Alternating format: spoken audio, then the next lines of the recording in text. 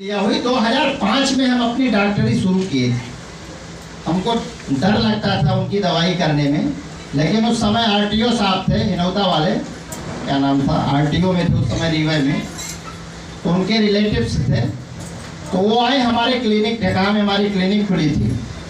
बोले कि डॉक्टर साहब ये परिहार साहब बोल रहे हैं कि हम गौतम जी से दवाई कराएं, आपके अलावा ये बोल रहे हैं हम दवाई कराने न जाएंगे। तो हमने बताया कि ठीक है, दवाई 22% पी लिया है। हिपेटाइटिस भी था, हिपेटाइटिस पॉजिटिव था, जॉइंटिस था 22%। उनकी पत्नी और बच्चे साथ में आए, उनके घर में 3 दिन से खाना नहीं बना था। वहीं हमारे राधा मोहन स्कूल के सामने हमारी शिव कृपा क्लिनिक, उस समय क्लिनिक चलाते थे।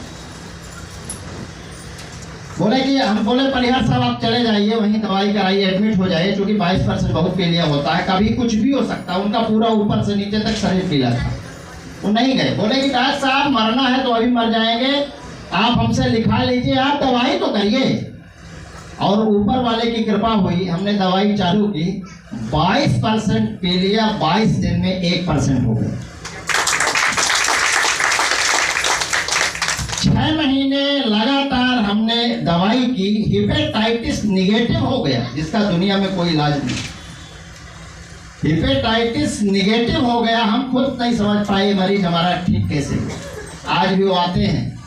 फिर 3-4 साल बाद वो व्यक्ति एक समारोह में, फिर 3 साल हमसे मुलाकात नहीं हुई।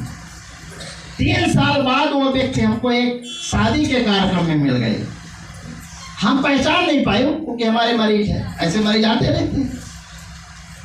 मतलब उस सीन को, उस नज़ारे को अगर आप अपनी आंखों से देखते तो समझ में आता कि क्या होता है। एक जब इस तरह का असहाय, उस समय पैसा भी नहीं था, हमने फ्री में पूरी दवाई करी। फिर बाद में दिए थे जो पैसा 2-3-4 महीने बाद, लेकिन हमने फ्री पैसे की बात नहीं, हमारा ये था कि ठीक हो जाए।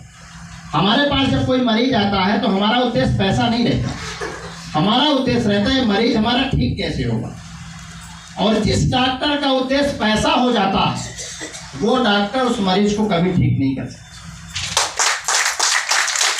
भाव से चलता है, ये भाव प्रधान है, चिकित्सा भाव है। डॉक्टर को कहते हैं भगवान का दूसरा रूप है। आज व्यवसाय हो गया डॉक्टरों को, हमको मन से नहीं कहना चाहिए, लेकिन दर्द होता है, पीड़ा होती है। आज पैसे के लिए लोग कुछ भी करने को तैयार हैं। जिस जांच की जरूरत है उस जांच को लिखने को तैयार है, जिस दवा की जरूरत है उस दवा को करने को तैयार है, सर्जरी की आवश्यकता नहीं, सर्जरी करने को तैयार है। इस बात को आप लोग मानने को तैयार है कि नहीं? तैयार है। झूठ तो नहीं बोल रहे हैं। हमको दर्द होता है, पीड़ा होती है, हमें लगता है कि ये काम नहीं करना चाहिए। अगर पैसा ही कमाना है, हम आरसीएम क्यों कर रहे हैं? आरसीएम हम इसलिए कर रहे हैं कि पैसा आरसीएम से आएगा और हम लोगों की सेवा, मानवता की सेवा के लिए करेंगे, इसलिए हम आरसीएम कर रहे हैं। हमारा उद्देश्य, आज भी हम जिस हॉस्पिटल में 16 साल से हैं,